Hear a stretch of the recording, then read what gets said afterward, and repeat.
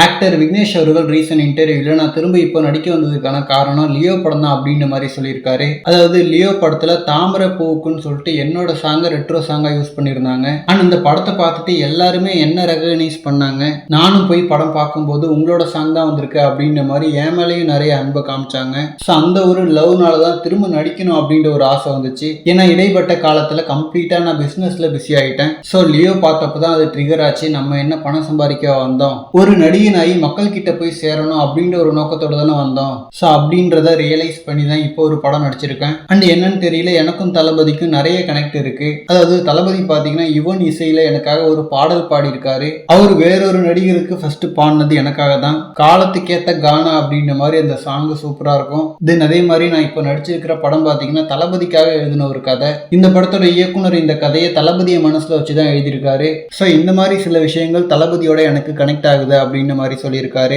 And Vignesh அவர்கள் பார்த்தீங்கன்னா 90ஸ்ல நிறைய வெற்றி படங்கள் கொடுத்திருக்காரு. பட் அதுக்கப்புறம் சின்ன சின்ன ரோல்ஸ் எல்லாம் பண்ணி அப்படியே காணாம போயிட்டாரு. அண்ட் கம்ப்ளீட்டா இவரு சினிமா விடாம அங்கங்க ஒரு படம் நடிச்சிட்டு தான் இருந்தாரு. பட் லியோவில் அந்த ரெட்ரோ சாங்குக்கு வந்து ரெஸ்பான்ஸை பார்த்துட்டு இப்போ சினிமாவில் பயங்கர ஃபோக்கஸ்டா இறங்கியிருக்காராம். ஸோ லியோவில் யூஸ் பண்ண ஒரு ரெட்ரோ சாங் இவரோட லைஃப்ல இவ்வளவு மாற்றத்தை கொண்டு வந்திருக்கு. அண்ட் நல்ல படங்கள் நடிச்சு கம்பேக் கொடுத்தா சந்தோஷம் தான். ஓகே ஃப்ரெண்ட்ஸ், இந்த மாதிரி தளபதி பார்த்தீங்கன்னா ஹாட்டான அப்டேட்ஸ்க்கு நம்ம விஜய் ஃபோர்ட் சேனலை சப்ஸ்கிரைப் பண்ணுங்க.